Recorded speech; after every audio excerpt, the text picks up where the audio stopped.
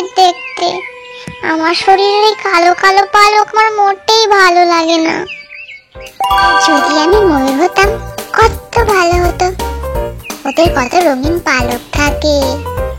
আমি ময়ূর হলে আমি ওদের মতো রঙিন পালক মেলে নৃত্য করতাম।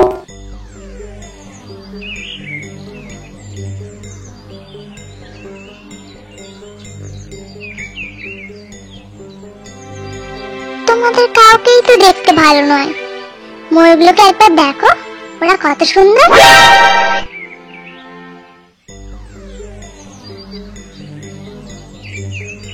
মাটিতে কি যেন একটা পড়ে আছে, গিয়ে দেখি তো একবার।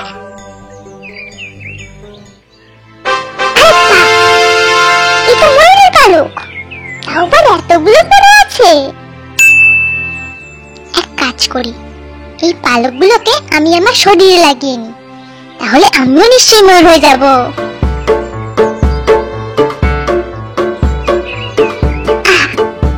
যাক, আমার মনোবাঞ্ছা পূরণ হলো।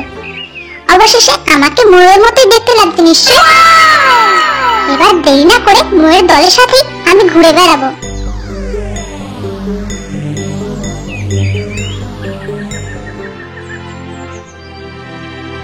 দেখো আমি কত সুন্দর, আর তোমরা কি কুৎসিত। যাও তো, তোমার সাথে আমি কোনো সম্পর্কই রাখবো না।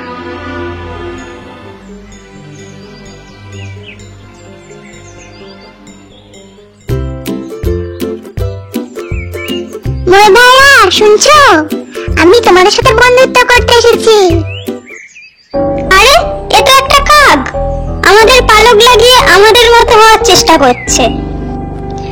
ময়ূরের পালক লাগিয়ে নিলেই তো আর কাক ময়ূর হয়ে যায় না, কাক তো কাকই থাকে। তুই তোর আসল রূপ দেখবি।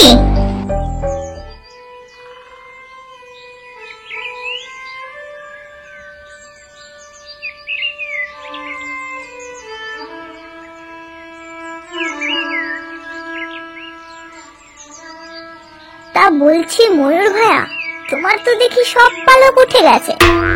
এত কুৎসিত ময়ূর তো আমরা জীবনে দেখিনি। কি ময়ূর ভাই, অন্য ময়ূররা তোমার মুখ দেখে তোমায় তাদের দলে নেয়নি বুঝি, তাই আবার আমাদের কাছে এসেছো?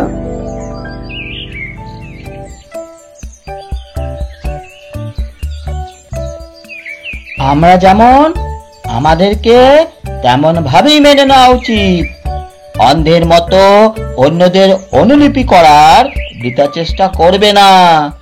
আশা করি এতক্ষণে তুমি বুঝতে পেরে গেছো। আমি কখনো আর এমনটা করব না, আমাকে ক্ষমা করে দাও দয়া করে। ঠিক আছে, তুমি যখন তোমার ভুল বুঝতেই পেরে গেছো, তাই আমরা তোমাকে ক্ষমা করে দিলাম।